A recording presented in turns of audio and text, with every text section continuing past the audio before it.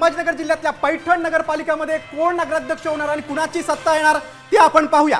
यामिनी, नक्कीच या ठिकाणी बघतोय आपण की विद्या कावसनकर यांची सत्ता येण्याची शक्यता आहे। संभाव्य नगराध्यक्ष त्या होऊ शकतात आणि त्या शिंदे सेनेच्या आहेत। तर या ठिकाणी सत्ता बघायला गेला तर शिंदे सेनेची संभाव्य सत्ता येण्याची शक्यता आहे, कारण की या ठिकाणी 9 ते 11 नगरसेवक निवडून येण्याची शक्यता आहे। आमचे प्रतिनिधी गजानन पाटील यांनी काय अंदाज वर्तवला तो आपण पाहूया। शिंदे सेनेकडनं विद्याभूषण कावसानकर, तर भाजपकडनं मोहिनी सूरज लोळगे, उभाटाकडून अपर्णाताई दत्तात्रय गोल्डे, तर काँग्रेसकडनं सुदेवी योगेश जोशी सह MIM व स्वाभिमानी आझाद सेनेकडनं 2 महिला निवडणुकीच्या रिंगणात आहे।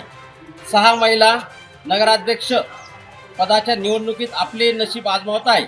शहरातील जातीय समीकरणानुसार मुस्लिमांचे ध्रुवीकरण होताना दिसत जातीय समीकरणानुसार मुस्लिमांचे ध्रुवीकरण होताना दिसत आहे। तर मराठा OBC मतदार ज्या उमेदवाराच्या पाठीशी उभे राहील तो निवडून येण्याची शक्यता आहे।